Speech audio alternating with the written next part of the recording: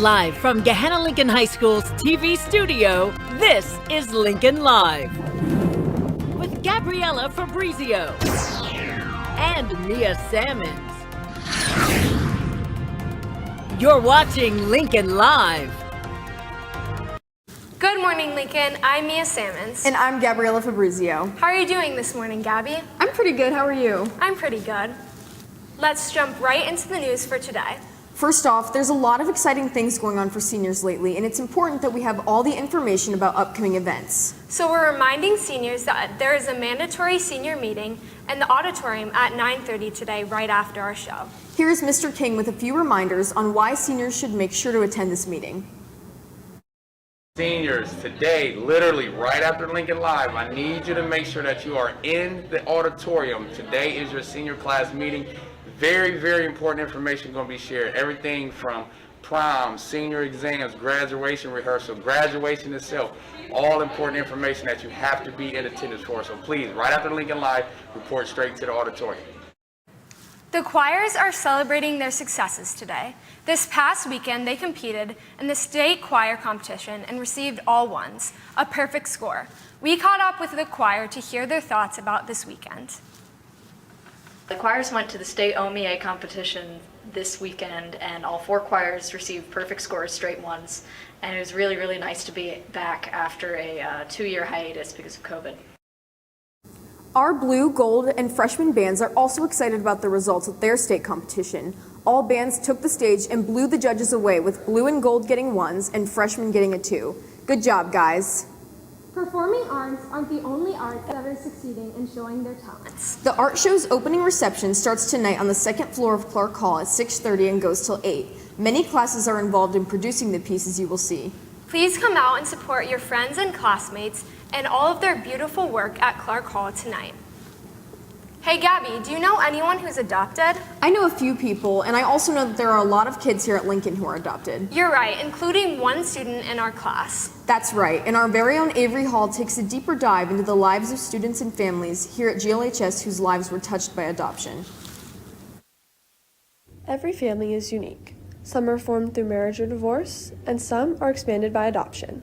And every community is unique. And Gahanna Lincoln is a perfect example of this. When I was 6 months old, I was actually adopted from South Korea. I'm 8 years old, and the day after I was born, I was adopted by my mom and my dad. When it comes to adoption, everyone's story is different. I was really, really young when I was adopted, obviously, so I really don't remember anything. I don't know the language or anything like that. My birth mother was a single mom, and that culture is looked down upon to be a single mom, so just for me to have a better life, she decided to put me up for adoption. I was 10. I was playing basketball at a church league, and I became best friends with someone named Ethan. He's my brother now. And the family I was with originally, they were having marital issues, so then they decided that they were going to put me in the system. But I never actually went into the system because my brother's family decided that they would adopt me. While the adoption process may seem easy from the outside, there are a lot of steps that must be taken in order to finalize it.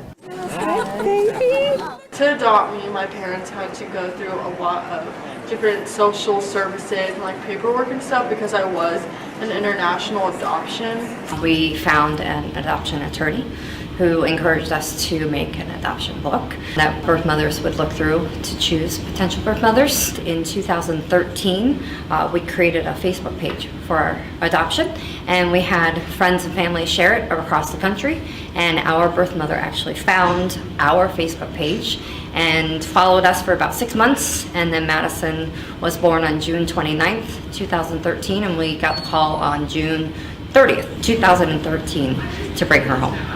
I'm really thankful for adoption because it obviously gave me a life, and I definitely have a lot of privilege of being able to be adopted by a family in the U.S.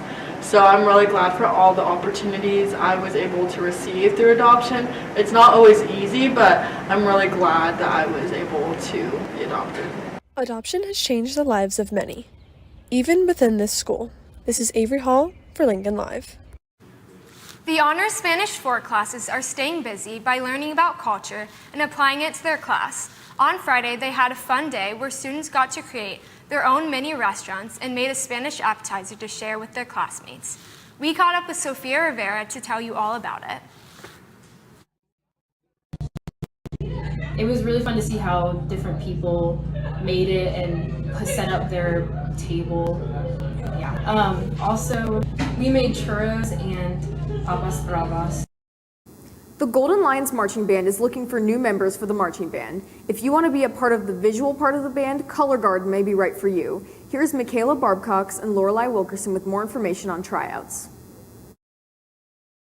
Guard help sessions are Tuesdays and Thursdays starting April 26th, and they go through May 12th, which is a Thursday, and tryouts are on May 16th, which is the following Monday. We're gonna teach you all of the basic moves that you'll need, and you'll learn a basic routine of all the basic moves we teach you during the help sessions, and also our pre-game routine. Thanks, guys. Now we have a special guest joining us in the studio with some more news for today. That's right, Mia. Today we are joined by the Wesley Triplet from the band Late Arrival. Hey, Wesley, how are you? I'm doing great today. How are you guys? I'm good. We're pretty good. What do you have for us today? All right, well, the Lions baseball team is celebrating a victory after crushing the Sails this past weekend with a score of 17-7. Some leading players for the team were Garrett Helsel with a 3-run home run, and that's a shot right there. Brady Brochar with 2 doubles and Braden Reed with a triple. We caught up with Braden and Garrett after the game. Defensively, we were locked in all game. We were keeping runners contented on the bases. A lot of big hits out of the entire lineup. Everybody contributed. Garrett hit a bomb, so a lot of doubles. It feels great. I mean, it kind of feels like a kickstart, to be honest, because we got a lot of games this week, and it feels great to ride this wave, and hopefully we just keep hitting and keep the chemistry up. Thanks, guys. Speaking of baseball players, our very own Brendan Phillips decided to trade in his bat for a tennis racket and take on a state championship in a tennis match. Here's this week's episode of Sports and Consequences.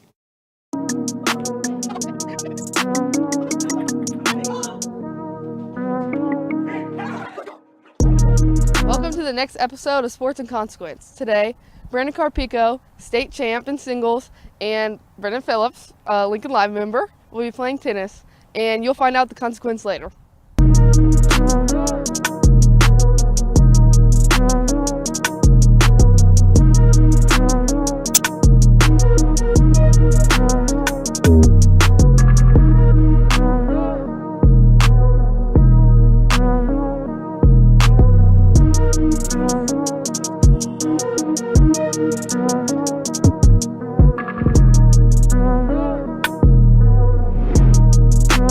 Well, Brandon just completely obliterated Brendan, so you'll see the consequence next. This week's consequence is whipped cream to the face.